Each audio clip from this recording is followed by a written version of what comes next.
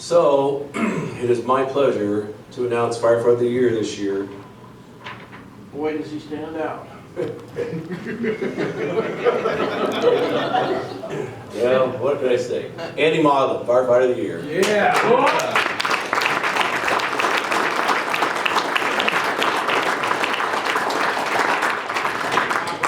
Yeah, I am. Thank you. Okay, and now it's your turn to take a speech. Okay. We done? Yeah, go ahead and sit there. Thanks, guys.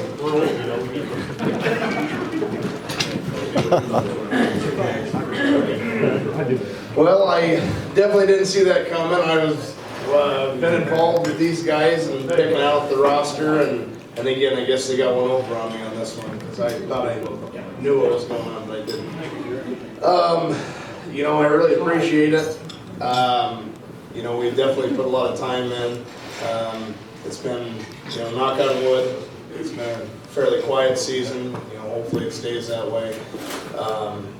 Again, everyone, thank you, first and foremost. That's enough about that. It's the time to do the... Go ahead.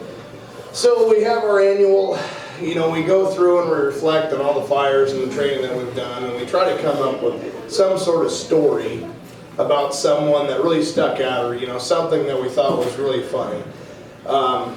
These guys are going to go ahead and go down the list of kind of the ones that we've picked out that we've highlighted. Me personally, I took on the task of talking about Matt Hicks.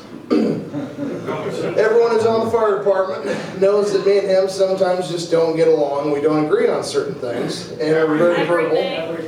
We're very verbal. I'm usually right, though. In this case, you weren't.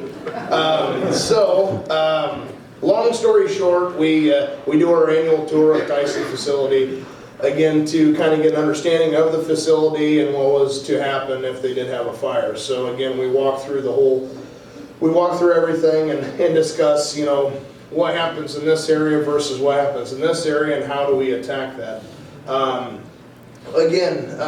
Me and Hicks, of all things, we got to basically the runoff facility.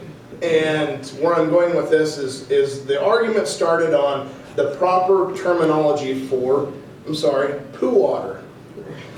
And, you know, he thought he was right, and I knew he wasn't right. So we got to go back and forth, and I said, you know what, why don't you just ask the guy giving the tour, just ask him what it is. And he goes, you know what, I will. So he did, and I was right.